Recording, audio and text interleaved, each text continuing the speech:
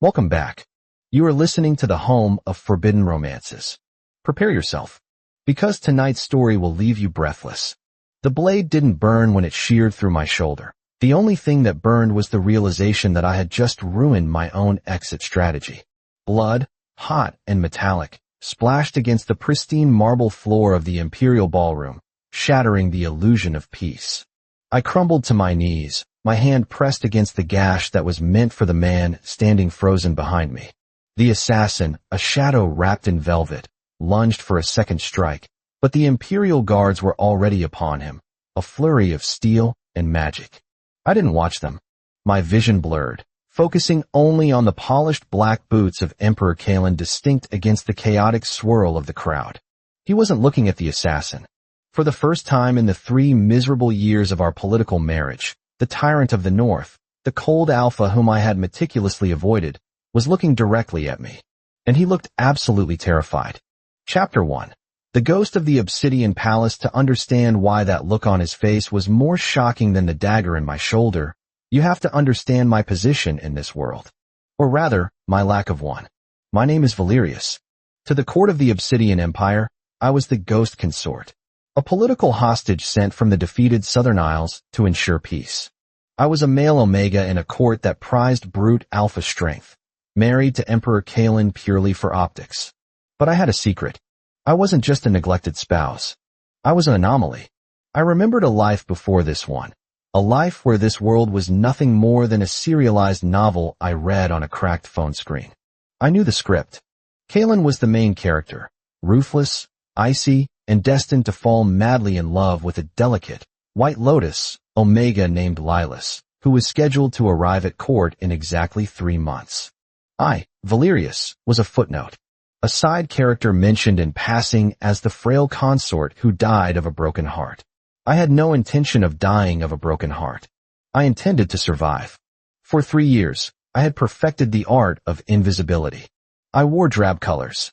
I used potent, illegal alchemical suppressants to mask my pheromones, turning myself into a beta in the eyes of the court. I avoided Kalen at all costs, ensuring we never exchanged more than formal pleasantries. I was saving money, planning to fake my death and flee to the coast just before Lilas arrived. Tonight was supposed to be the final gala I attended. The assassination attempt was in the book, a minor plot point where Kalen deflects the blow and looks cool doing it. So why did I jump? Maybe it was instinct. Maybe it was the fact that in the book, Kalen survives, but the resulting purge kills thousands of innocents in my home country. Or maybe, looking at his broad back exposed to the killer, I realized that despite his coldness, he had been a fair ruler. Logic didn't matter now. What mattered was the fire spreading through my veins. The dagger had been poisoned.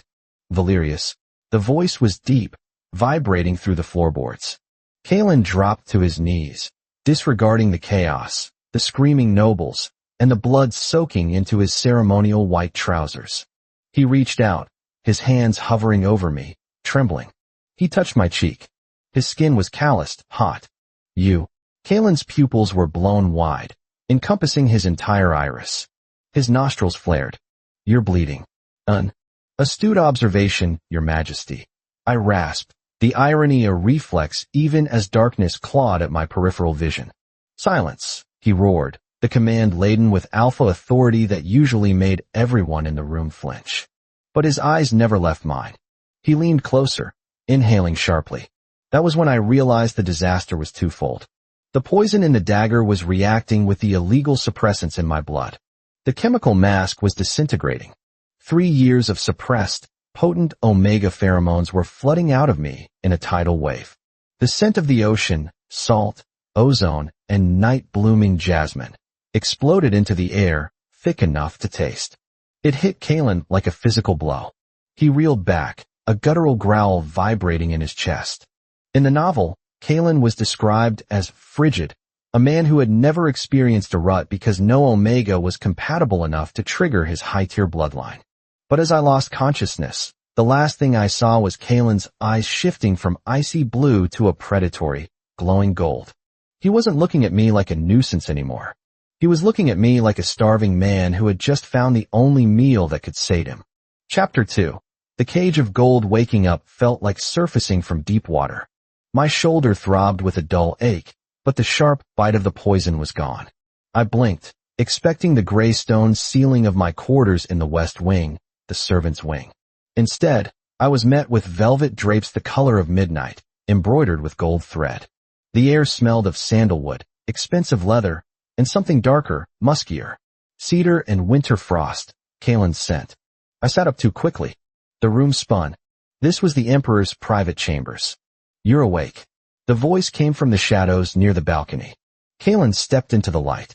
He wasn't wearing his imperial regalia, just a loose black silk shirt unbuttoned at the top, and trousers.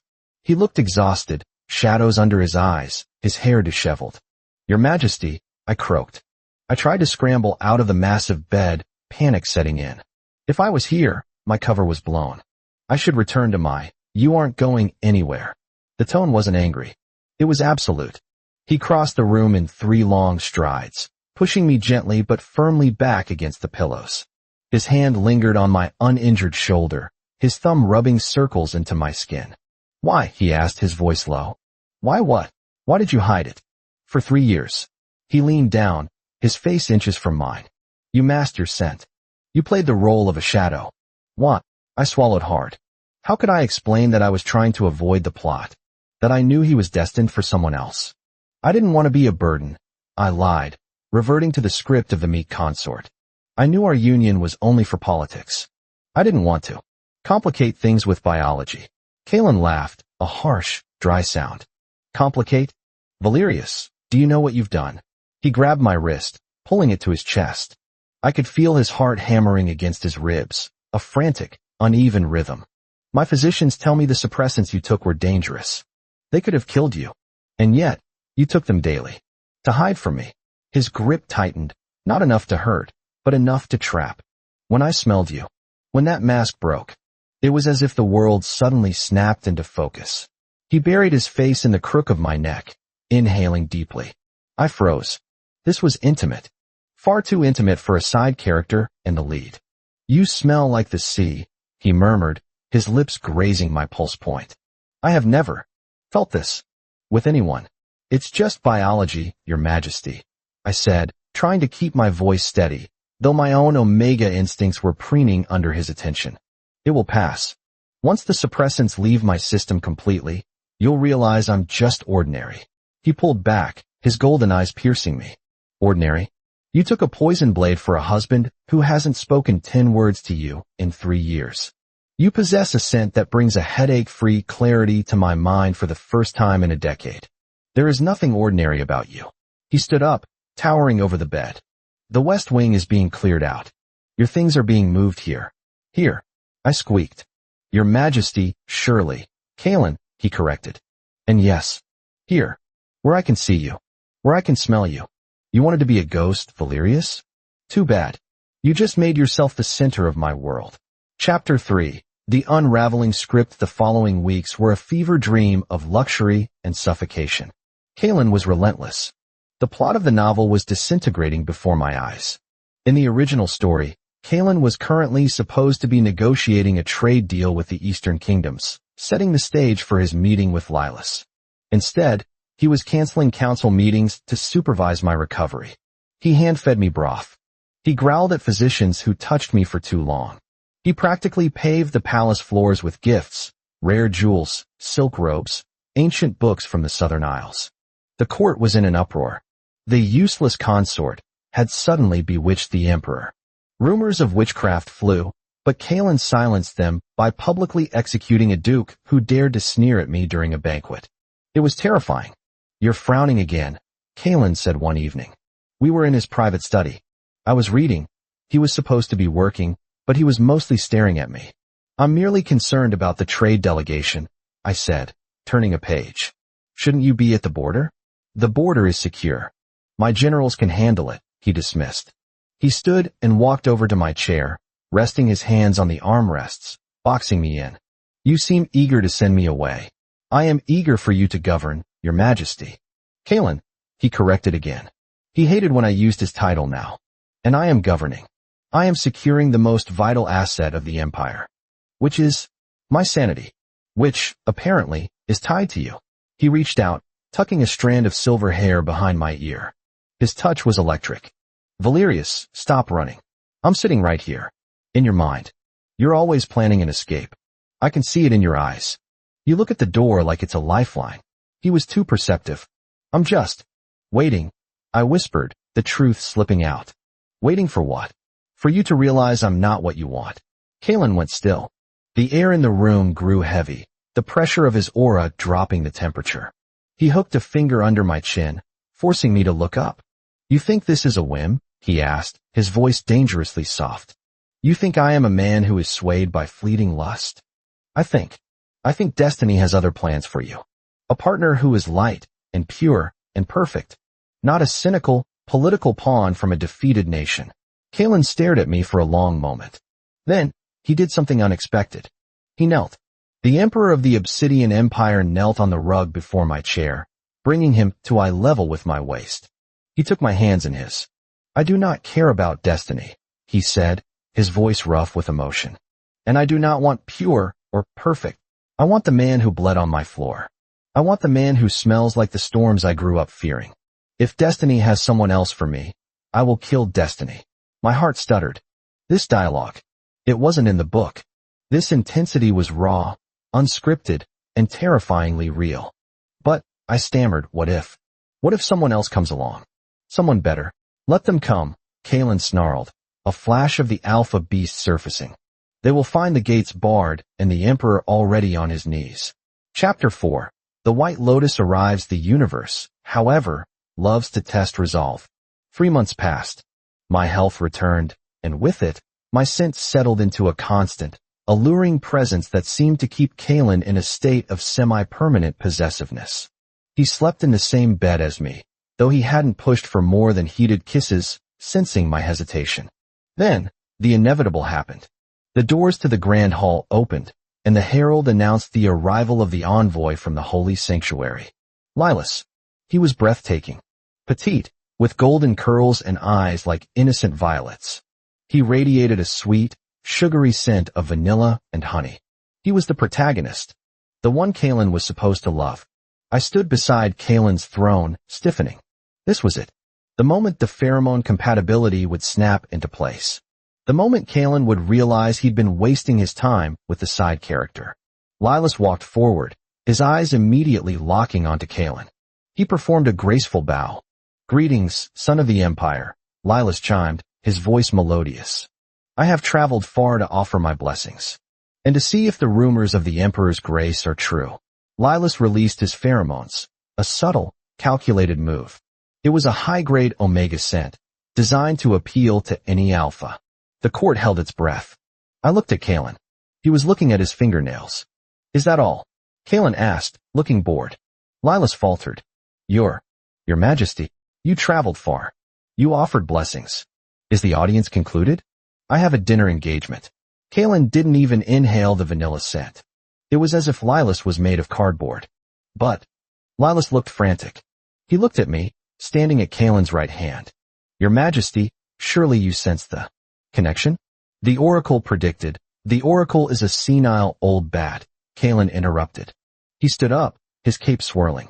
He turned to me, his expression softening instantly. Valerius, are you hungry? The chef prepared that spicy seafood dish you like.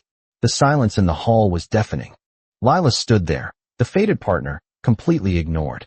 I felt a hysterical laugh bubbling up in my chest. Yes, Kalen. I am hungry. Kalen offered me his arm. As we descended the dais, he paused next to the stunned Lilas.